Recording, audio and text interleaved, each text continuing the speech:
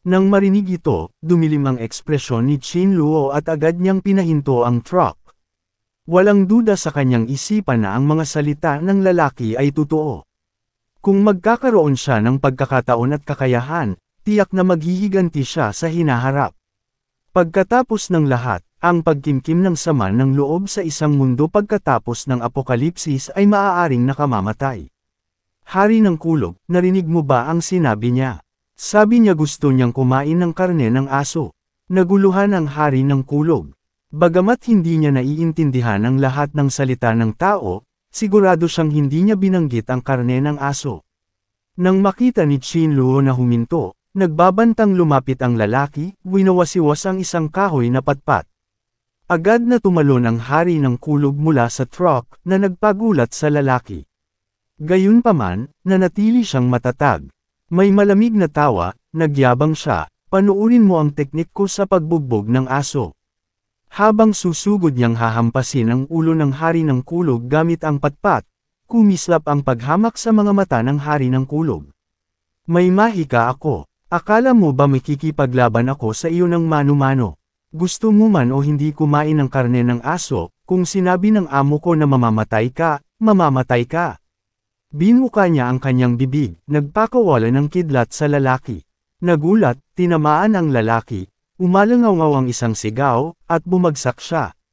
Sumilip si Chin Luo at nagkomento, tapusin mo siya, pero huwag mong gamitin ang kidlat. Hari ng kulog, ang anumang pag-aalinlangan sa labanan ay maaaring magdulot ng iyong buhay. Sa pamamagitan lamang ng pag-adapt sa apokaliptikong kapaligiran na ito makakaligtas ang isa. Nag-atubili sandali ang hari ng kulog, ngunit sa ilalim ng tingin ni Chin Luo, kinagat niya ang lalamunan ng lalaki gamit ang kanyang matatalim na ngipin. Matapos alagaan ng hari ng kulog ang lalaki, bumalik sina Chin Luo at ang hari ng kulog sa lugar ng villa. Ang mga kalsada sa loob ng villa complex ay masyadong makitid para mapadaan ng truck, kaya pinababa muna ni Chin Luo ang hari ng kulog para akitin ang mga malapit na zombie. Nang matanggap ang utos, tumahol ng 2 beses ang hari ng kulog at umalis sa truck. Sandali na lang at makakaalis ang hari ng kulog at babalik ang mga zombie, at magsisilbi silang libreng security ng aking sasakyan, tinitiyak na walang ibang nakaligtas ang lalapit para subukang nakawan o sirain ang truck. Naglakad si Chin Luo papunta sa pasukan. Nang lugar ng villa at nakita na sa 2 security guard na zombie, wala si Sudejo. Nakahinga siya ng maluwag. Buti na lang, hindi naapektuhan ng aking muling pagsilang ang mga pangyayari. Inilabas niya ang isang electric baton at madaling hinarap ang ilang zombie na kanyang nakasalubong. Nagsimulang hanapin ni Chin Luo si Sudejo. Naaalala ko noong sumiklab ang apokalipsis, tumakas si Sudejo papunta sa loob ng lugar ng villa para magtago. Nakakalungkot lang, hindi ko maalala kung saang villa nagtago si Sudejo, tanging sa labas lang ito. Mukhang kailangan kong gamitin ang pinakasimpleng paraan. Kaya si Chin Luo, hawak ang kanyang electric baton, ay sumigaw ng malakas, Sudejo, nasaan ka? Ang hari ng kulog, nakararating lang, ay nanlaki ang mga mata sa pagkamangha. Nababali na ba ang amo? Ang pagsigaw ng ganito ay makakaakit ng mga zombie. Sa sandaling iyon, si Sudejo sa loob ng isa sa mga villa ay narinig ang boses ni Chin Luo. Gusto niyang lumabas para salubungin si Chin Luo, ngunit pinigilan siya ng isang babae sa kanyang tabi. Kuya Sudejo, huwag kang pumunta. Nababali na si bro. Hindi ba siya natatakot na makaakit ng mga zombie? Maaari niyang ilagay sa panganib ang kanyang sarili, ngunit hindi niya tayo dapat ilagay sa panganib. Nagulat si Sudejo sa komento na ito. Totoo nga, kakaiba. Bakit gagamit si Bro Chen ng ganitong mapanganib na paraan para hanapin ako? Hindi naman ganoon kalalim ang relasyon namin. Gayunpaman, naantig pa rin si Sudejo. Pumunta siya sa bintana, at sigurado nga, naroon si Chin Luo. Lumapit din ang tahimik at pinong babae. Nagkataon, may isang zombie na naakit, ngunit kalmadong kinuryent ito ni Chin Luo. Nagulat ang babae nang makita ito.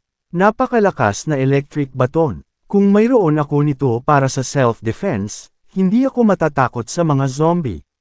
Hindi nakapagtataka na napakatapang ng lalaking ito. Pagkatapos ay sumilip si Sudejo at sumigaw kay Chinluo, "Bro, Chan, nandito ako."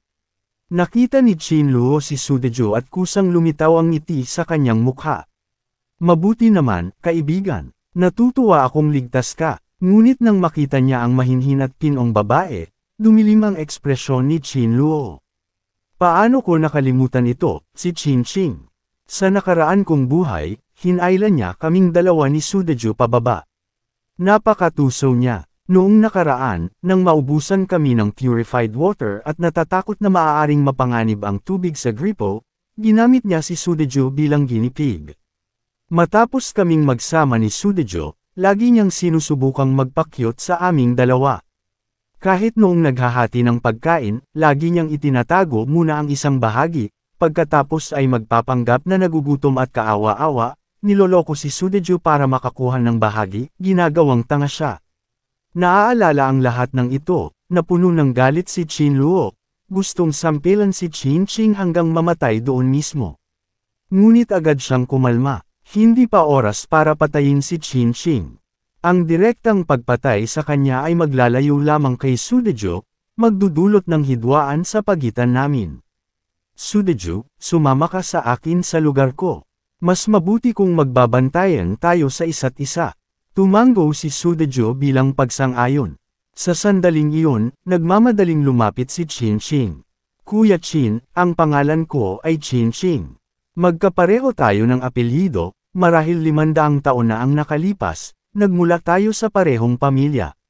Gayunpaman, ganap na binaliwala ni Chinluo si Qingqing at isinama si Sudejo papunta sa kanyang villa. Nagngit-ngit ang mga ngipin ni Qingqing, pinipigilan ang kanyang sama ng loob, ngunit sinundan niya sila na may masayang mukha. Mukhang kailangan niyang pagbutihin ang kanyang relasyon kay Chinluo. Ang pagkakaroon ng dalawang lalaki na magpoprotekta sa kanya ay nagpapalaki sa kanyang pagkakataon na maghintay para sa pambansang pagsadya. Nakikita ang dalawang nagugutom na individual, naglakad si Chinluo papunta sa ref. Maliban sa 3 piraso ng tinapay, inilipat niya ang lahat sa isang espesyal na espasyo.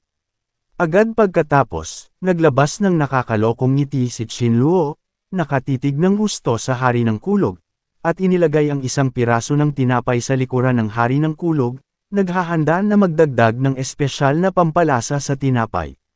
Pagkatapos, si Chinluo, na may 2 plato, ay lumapit sa kanila. "Ito lang ang meron tayo sa bahay, pagtiyagaan nyo na." Nag-atubili si Sudejo, "Bro, Qin, dapat sa iyo na lang ito." Sumagot si Chinluo, "Okay lang, kapag nagkaroon tayo ng pagkakataon, kukuha tayo ng pagkain sa supermarket." Pagkatapos nito, tumingin si Chinluo kay Qingqing at sinabi, "Babae ka, at mas kaunti ang kinakain mo, hindi naman siguro unfair na bigyan kita ng 1 piraso, di ba?" Sa ugali ni Qingqing, hindi siya magpapahayag ng anumang pagtutol sa labas, ngunit sa loob ay nakaramdam siya ng hindi kasiyahan. Gayunpaman, naisip din niya na may punto si Chinluo. Pagkatapos ng lahat, kailangang kumain ng maayos si Sudejo para magkaroon siya ng lakas na maghanap ng pagkain para sa kanya. Iniisip ito, hindi nag-atubili si Qingqing at isinubo ang buong hiwa ng tinapay sa kanyang bibig.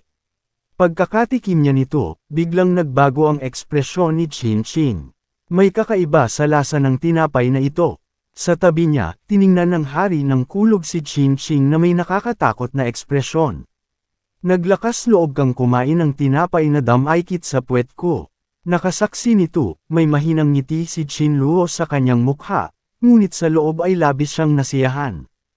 "Karangalan mo na matikman ang lasa ng puwet ng hari ng kulog." Gayunpaman, kailangan ko pa ring alisin si Qingqing sa lalong madaling panahon, kung hindi maraming bagay ang magiging abala. Sa isipang iyon, sinabi ni Chinluo ng seryoso, "Maraming zombie ngayon, at kakaunti ang pagkain. Kailangan nating maghanap ng paraan para makakuha ng mas maraming supply mula sa supermarket sa pasukan." May kumpiyansa na sumagot si Sudejo, "Bro, Chan, mag-focus ka lang sa pagkuryente gamit ang electric bato na iyon. Hanggat buhay ako, walang zombie ang mananakit sa iyo." Gayunpaman, umiling si Qin Luo, tinatanggihan ang ideyang ito. Ang baton, kapag puno ang charge, ay makakapatay lamang ng 4 na zombie, at mas marami pa doon malapit sa supermarket. May mas maganda akong plano. Sinasabi ito, itinuro ni Qin Luo si Qin Qing, little sister, maliit ka at malamang mabilis. Ililigaw mo ang mga zombie habang kami ni Sudejo ay kumukuha ng mga supply mula sa supermarket, pagkatapos ay magsasama-sama tayo pabalik sa bahay. Nagulat si Qin Qing, ako. Ililigaw ang mga zombie, hindi ba para na rin akong nagpapakamatay? Nakaharap sa kanyang kaawa-awang tingin, sinabi ni Qin Luo ng walang emosyon, sige, ako na ang liliga sa mga zombie, ikaw at si Sudejo ang kukuha ng mga supply, okay ba iyon? Naririnig ito, sumagot si Qin Qing na may malambing na boses, bro, Qin, hindi sa ayaw ko, ang hiwa lang ng tinapay na binigay mo sa akin ang kinain ko simula kaninang umaga. Natatakot ako na baka wala akong lakas at maging pabigat lang ako. Medyo nainis si Qin Luo, ano ang kaya mong gawin kung gayon? Hindi ka pwedeng umupo lang at walang gawin, hayaan kaming dalawa ni Sudejo ang sumugal habang ikaw ang nakikinabang. Hindi inaasahan ni Qin Qing na walang pagkamaginoo si Chen Luo. Hindi ba dapat ang pag-aalaga sa mga babae ay natural lang? Tumingin na lang siya ng kaawa-awa kay Sudejo, umaasa na magsasalita siya para ipagtanggol siya. Bago pa siya makapagsalita, umubo si Qin Luo ng sadya, hindi ako nakainom ng tubig simula kaninang umaga, at tuyo ang lalamunan ko. Kasalanan ko na hindi ako nag-imbak ng bottled water. Hindi ako sigurado kung kontaminado ang tubig sa gripo.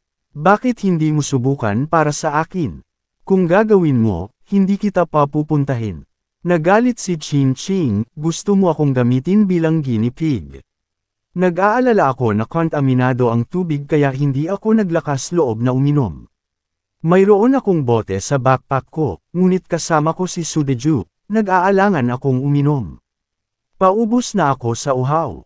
Sa sandaling iyon, napatingin ang kanyang mga mata sa hari ng kulog sa tabi niya, at nasabi niya nang may biglaang realisasyon, ayun. Pwede nating ipatikim sa kanya ang tubig sa gripo para malaman kung pwede itong inumin. Tinitigan ng hari ng kulog si Qin Qing na may pagtataka, hindi man ako tao, pero napakawalang puso mo. Ginagamit mo ako bilang test subject. Damn, gusto kitang kagatin. Sa kanyang galit, sinugod ng hari ng kulog si Qin Qing, ngunit hinarangan siya ng kanyang backpack. Gayunpaman, sa pag-aagawan, napunit niya ang isang butas dito, at nagkalat ang lahat ng merienda at tubig. Nakikita ang backpack na puno ng pagkain, tumawa si Qin Luo, kaya pala niya binabantayan ang lumang backpack na ito. Nagtatago siya ng merienda, malamang plano niyang kainin ito ng patago matapos tayong alisin. Naididiri sa kanyang mga aksyon, naisip ni Qin Luo, hindi ko papayagan ang panlilinlang na ito. Pagkatapos ay tinusok niya ang isang inumin gamit ang straw at nagbigay ng merienda kay Sudejo, siguro nagugutom ka pa, kainin mo ito. Kapag busog ka na, kukunin natin ang mga supply. Sa pagkakataong ito, hindi nagatubili si Sudejo, kinuha niya ito ng walang salita, pagkatapos ay tiningnan si Qin Qing ng may paghamak. Kaninang umaga, ilang beses kong nilagay sa panganib ang buhay ko para iligtas siya, pero nagsinungaling siya na wala siyang pagkain kahit na meron naman. Malinaw na ayaw niyang magbahagi. Hindi ako magiging magalang sa taong ganito. Napagtanto ang nangyayari, sumugod siya pasulong, sumisigaw, huwag mong kainin, bat. Akin yan, ibalik mo. Nakita siyang lumalapit, mabilis na inilabas ni Qin Luo ang isang paa, pinatid siya, at bumagsak siya sa lupa. Nagsimula siyang humikbi, kayong dalawang lalaki, inaapi niyo ang isang maliit na babae na tulad ko, anong klaseng lalaki kayo? Ngumisi si Qin Luo sa kanya, bakit hindi mo tanungin ang mga zombie kung may pakialam sila kung lalaki ka o babae? Ngunit ang maliit na sulyap na ito sa iyong tunay na ugali ay hindi sapat para lubos na maunawaan ni Sudejo ang pag-uugali ng tao. Kailangan kong bigyan si Qin Qing ng mas matinding aral. Di nagtagal, nakabuo siya ng plano sa kanyang isipan.